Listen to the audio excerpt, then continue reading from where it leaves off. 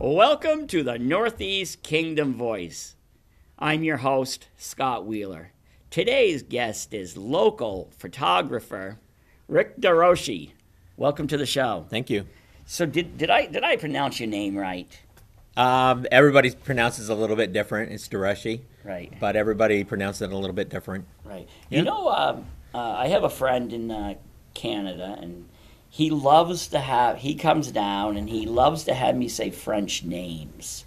The reason he loves to have me say French names, he says, not only do we Americans, we English people butcher good French names, that if you live here long enough, French people don't even know how to say their names anymore because a lot of you actually anglicize names. It's just like puts in, we call it puts in and some of them call it put in. Right. It's that thing, and then the Canadians laugh at us.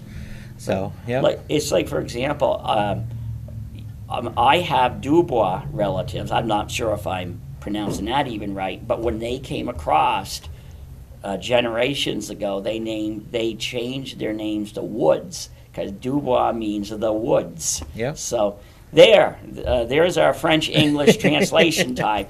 You're here today once again because I believe you've been here before to talk about some of your photography, and this is the time of year where you start putting your calendars together. Yeah. I actually start right after, usually the first of the year, when everything's winded down with, the year, and start putting my collection together. It's hard to pick. I've got probably a couple million photos. So to pick 12 out of there is really, really hard. Yeah. So why don't, throughout this interview then, if you want, is just as we talk, maybe have our producer, Todd Pronto, just put some of them up as we talk. Definitely. So. Yep. So how did you get involved? Well, what was your journey like to becoming a photographer? My mom. Right. My mom always had either a camera or video camera in front of us, taking pictures or taking videos of us growing up. And do you have any embarrassing ones? Oh, my God. Yes, she does. Yep. Like dressing up, she was like a class comedian. Right. There's some where it's just, you have to laugh. Right. Yeah. Well, it was when my mother passed away, my brothers and I were going through some old photos, and we had a whole section, well, not a whole section, I think we had 3 or 4 photos on the board just for a hoot, we were all picking our nose at different times, and it was like, what the heck were you doing taking a picture of that? But we had a lot of fun with it after she passed anyways. Well, it's all memories, that's why I think, I love photography, and a lot of others will tell you the same thing. It's capturing that moments in time, that memories, because it's always changing. Right. It's part of life. Right. Did you happen to capture in your time the Robillard Flat Round Barn? I did. And then we know where that is now. Yep, I took that. That was on a limited edition. I do a limited edition one every year, and I had a barn one, and that was on my front cover. I had taken it just a few days before it had burned to the ground. Right. And, So yours is, so when you take photos, some of them are just, they're landscapes, but other ones that show buildings, you're actually capturing a bit of history. Yeah. And that's what I try to do, because there's a barn that I took a photo of. It was a beautiful barn, and it's getting torn down now, so we see these old barns, and I think of it as it was part of history. You just think back of how prosperous and how small, each town was. That's why I try to capture, it's just sad, you know, we're moving forward, yet we're kind of forgetting about, you know, these farms and the town, you know, some of the towns that you go through. Right. You know, just seeing some of the stores that we used to stop and just have a coffee, or the farmers would have a coffee, Right. and now they're closed down. So You know what? We've talked about this in the past. How you ought to do a book comparing and contrasting the new and the old, because I do that in my journal quite often and in my books, just to show how the change in landscape. It's like, for example, a lot of people who don't know our region's history, there's some people when they see a logging operation, you know, a logging operation might not be the most sightly thing, but logging operations are actually, they're filled with life, especially when everything starts growing back. But people will say, oh, look, you're destroying the landscape.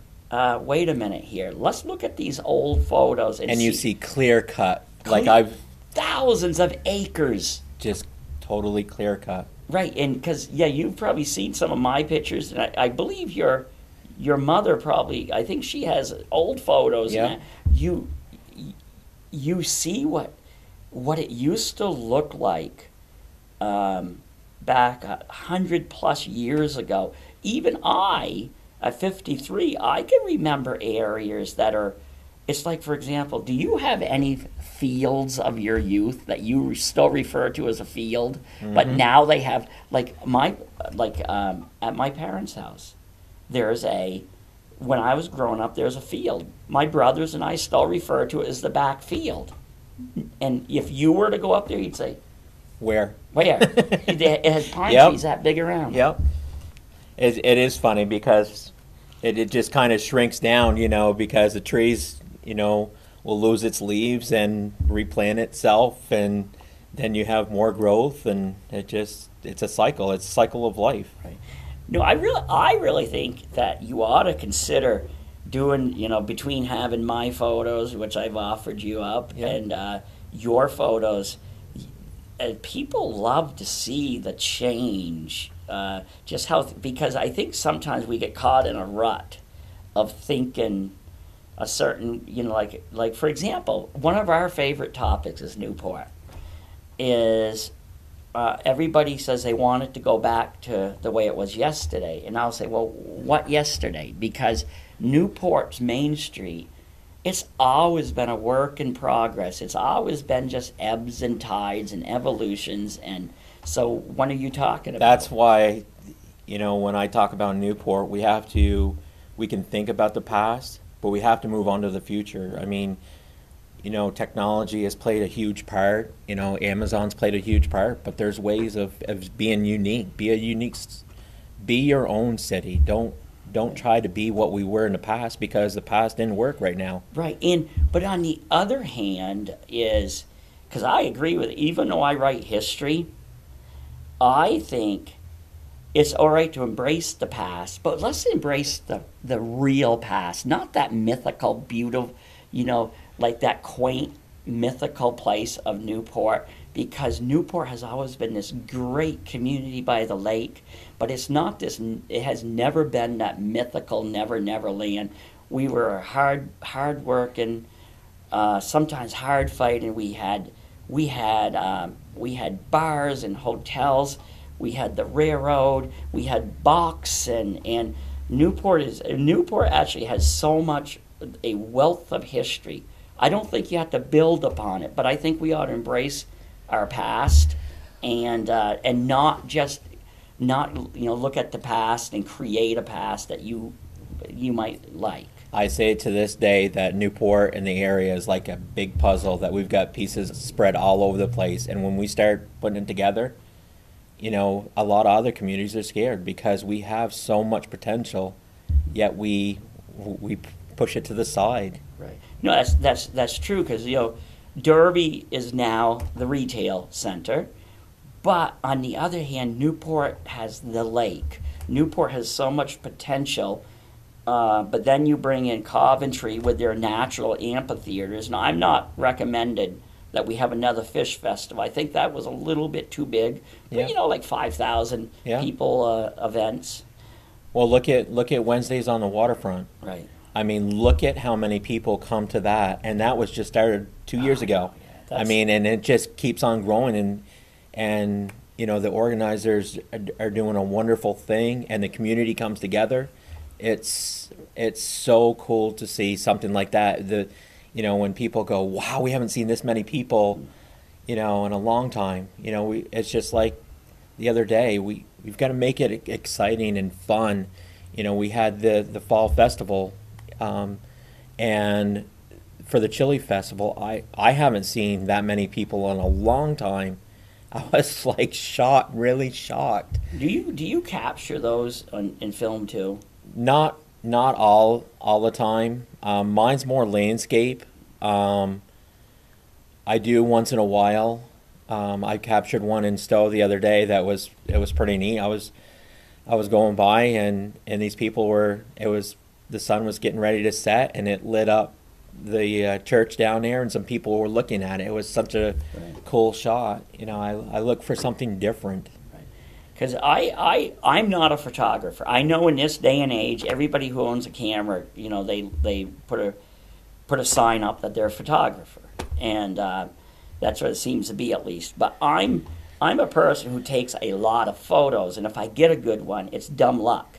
But I try to capture some of these events too, because just because.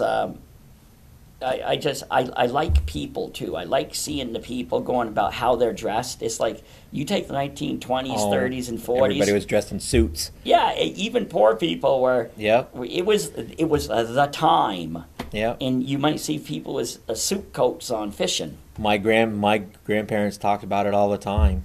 You know, till they both passed away. They talked about that. Is everybody was dressed when they went out to, whether it was church or shopping or just going down to a bite to eat, they were dressed up, and didn't know any better. Right, and I think that's good and bad. So you know, though, I know we've talked a lot about the whole EB5 thing, and I think in the long run, I know there's a lot of people here like to just keep it up, just like, oh, we got a hole in the ground. You know, come on, suck it up. It's gone. The buildings are gone. The buildings weren't very nice, but I think the whole EB5 thing actually reawoken us, because when it crashed down, I think it was a kick in the gut. It's like, this isn't going to happen. I think it taught us though to stop looking towards heaven for a big bunch of money. And I think it took us a while, the region even a while, but once they got back on their feet, it brought out the creativeness once again. Well, and that's the whole thing. You know, we can look at the whole as a different thing. I look at the whole as it's a whole. We can't do anything about it right now, but there's other places in Newport that we can get a business in there. So work towards that, work towards filling those in, and then when, you know, when it comes out of receivership, then we can move forward. Right now, we can't do anything, so let's just fill in the other buildings. Right. Now, back to your photography. Have you ever thought about having a studio, or is that very practical in your world? We had talked about it. It's that fear of the unknown. And I think that plays a lot into a lot of businesses opening up, is taking that chance, because the what if, you question it all the time, what if, and then, you know, I love what I do, and I have a lot of fun with it, and I talk with other photographers. You know, people think when you're out there and you just take a picture and it's just a picture, they don't know how many hours that you've spent there. Like I do night photography. I do some night photography and a lot of it. And I spend hours upon hours out in the middle of nowhere taking photos. And you know, I bet you're kind of in my world in this sense is, and sometimes people don't appreciate that fact. And, you know, you might get to ask to work for free because, well, you're not really doing anything. You're just taking photos. Yeah. Now, do you run into people who probably don't understand what goes into your work? I don't think we even understand how much time and energy goes into our work. I think, even though it's digital, Right. you still have to go through them and look through them. A lot of them, fix them up. I try not to because I want it as natural as possible. And everybody has those different tastes. But even though it's digital, it's still a lot to go through and check and see which one really fits. When I do my calendars, it's really, really hard. And this year I did some cool things. I had a hard time picking my photos, and I have some friends in different states throughout the United States. So I gave them 12 photos and asked them to pick 4 of them. There was one from Florida, one from California, one from Alaska, and one from northern Maine, and to help me out because I couldn't decide, and it was pretty awesome. So show me the cover. Well, show the viewers the cover of these. So 2 years? there's these are 2 different ones. I did this one is a Vermont calendar. This is a picture of the old red mill in Jericho. Okay.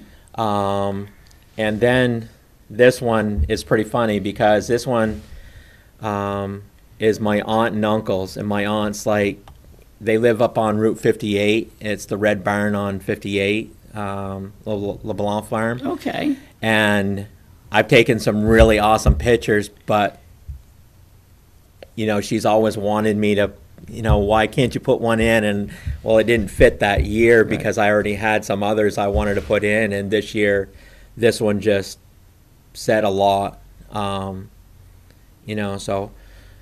I'm proud of what I do, and I go to different stores and talk to them about it. Westfield General Store has been a huge supporter of my calendars, and I've gotten some down in Quechee now.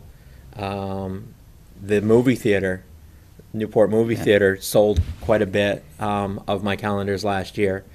So people, the locals and people that aren't from around here anymore that want a piece of the Northeast Kingdom or Vermont, help me out, so it's really exciting. Now, I know you occasionally run into people who say, yeah, but you can get a free calendar from an oil company. Yeah. Why are your calendars different? I care about the Northeast Kingdom. And I look out for the Northeast Kingdom. This is my pride and joy. I believe in it, and I continue to believe in the Northeast Kingdom. And I use local people to help me put the UPS stores over here. Magog Press has helped me. Taryn over there. Everybody, I'm trying to help out the locals and just, I don't know. It's nice to see the locals support me too in my thing, because I put it back in. I donate a lot. Like today, I'm over at NEKLS donating my time for today to help them out. I look at it differently. Yes, it's nice to make some money, but I also donate a lot of my time for it. So, how do you have a website or anything that people can go to? I do have a website right now, and I have it's getting redone right now, but it's northerndreamsphotography.com. And they can get there or reach me on Facebook. And you said, what stores are you in right now? Right now, I'm down in Stowe. And you said the Westfield store? Yeah, Westfield General Store. We've got I'm going to go talk to a couple other businesses today, but I have the movie theater, UPS store. I just get it out. It's kind of word of mouth right now. Because I want to shake their hand and say thank you very much. So I want that personable touch. I don't want to just throw put these in the mail and say, hey, here you go. But you I would deliver mail them. them if Oh, I would. I ship them out to. I've got one going to Washington D.C. I have a lot of some friends that buy a lot of my calendars from Washington D.C. area, Virginia. I've got one going out in Texas, Indiana, Kentucky. So it's kind of cool to see where they go to, and I want people to. I think for my calendars, I want people to look through them and say, wow, I want to be here in the Northeast Kingdom. I want to check this place out. It's a really important place, the Northeast Kingdom. I mean, that's why we choose to live here. We think that we do have hard times, and I understand that, but we also have really good times and lots of laughs, and we're hard workers up here. And I just think that in time, when we start putting these pieces together, I don't know when it's going to be. It might be before, or way after I'm done, but I just think there's so much potential in this area, and that's why I try to show, not even, whether it's Northeast Kingdom or the state of Vermont.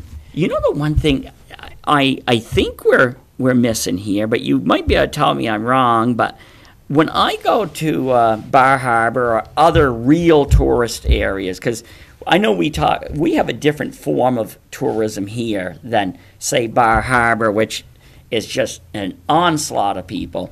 But you go into the bookstores or other stores, there's whole sections dedicated to celebrating that particular region, whether it be in photography, whether it be in books, or just local crafts. But a lot of times they're in like one place. It seems to me we need a Northeast Kingdom.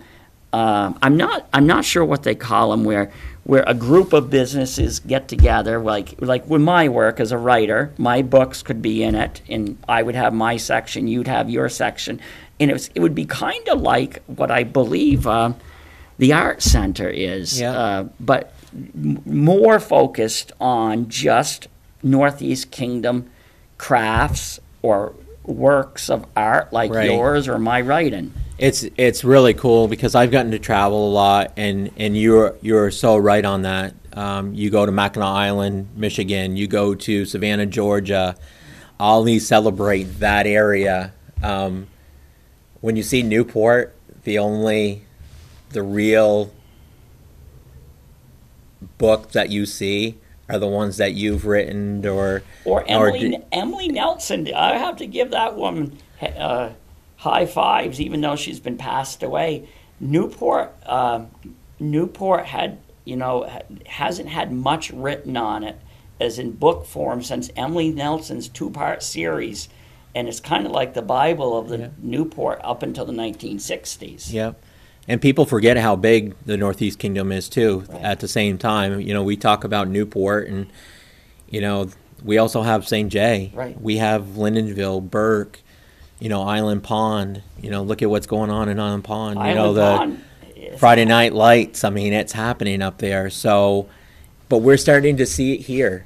We're starting to see Wednesdays on the waterfront, and you're starting to see that new generation come in that said, hey, we don't have to be like that anymore. Right. Let's move on. And I think the other thing is, Newport's had challenge in time with, some things that's going on in the powers to be, but I think some people have that also has helped people to spark. They say, no, we're not going to, because, old ways are fine, because we're getting up there in age too.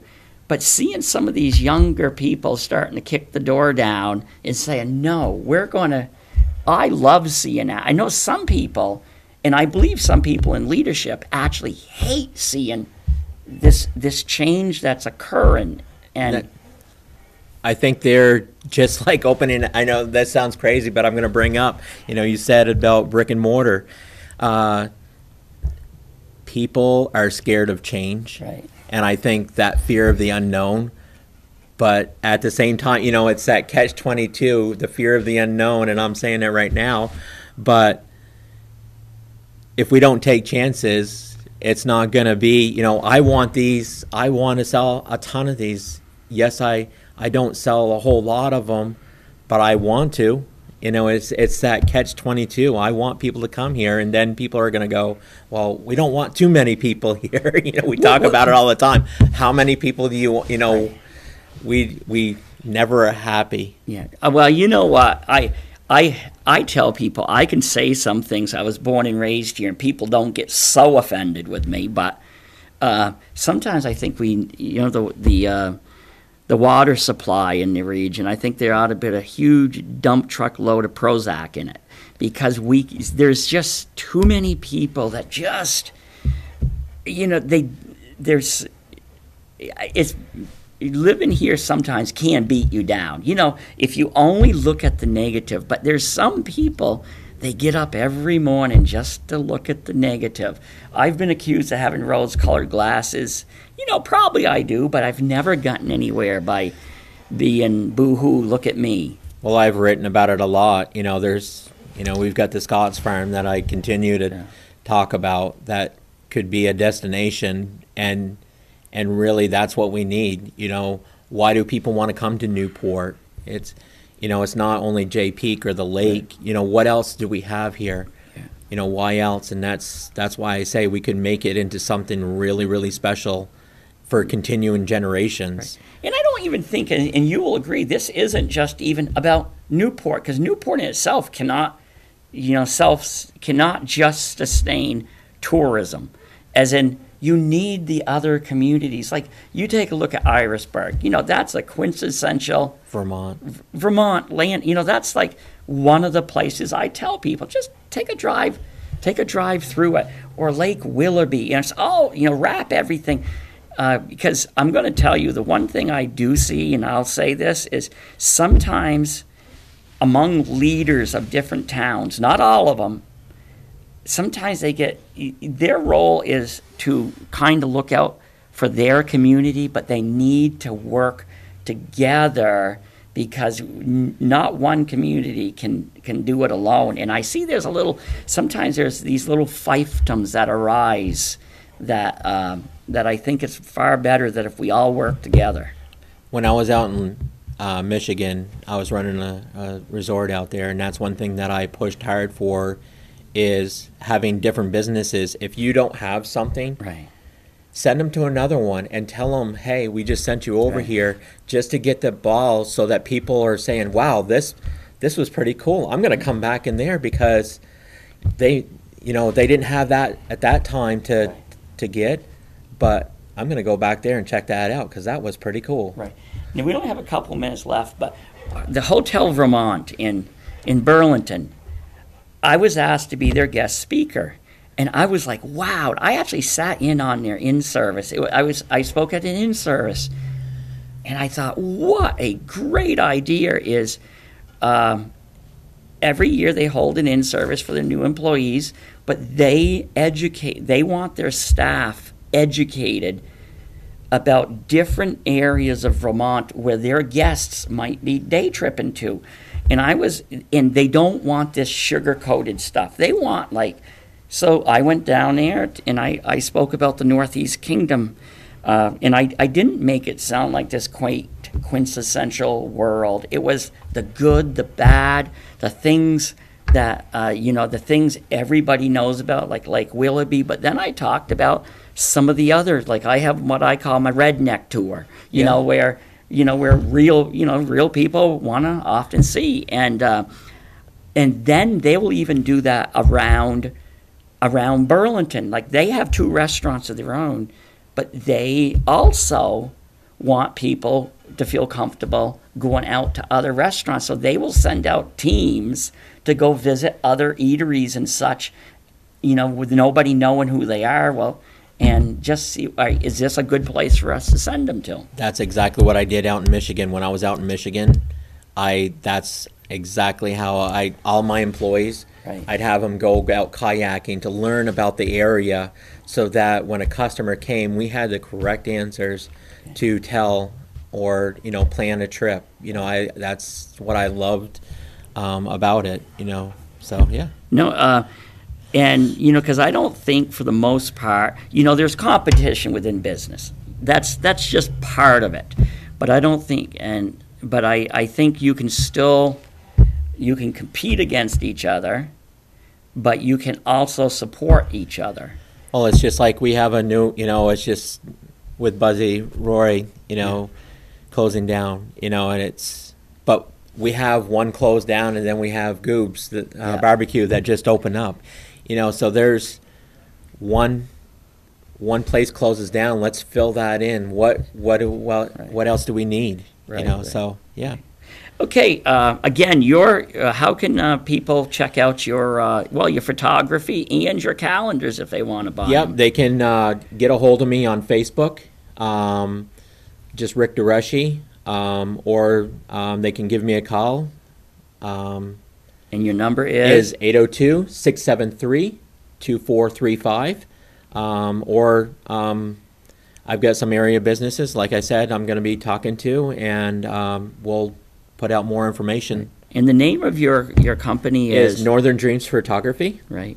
And you do some amazing work. And, you know, as I say, if you ever see one of my shots and you say, wow, just write it off as dumb luck, because I point and I shoot, and sometimes I get spectacular photos, but most of the time it's like, routine shots. Well, I had an awesome shot the other day. We were down at a baseball game down in Hanover, and we were coming back, and I stopped in. We always take the back way. Right. We hardly ever take the highway, and it was in Newberry, and I drove up, and the Newberry General Store was there, and there was a puddle there.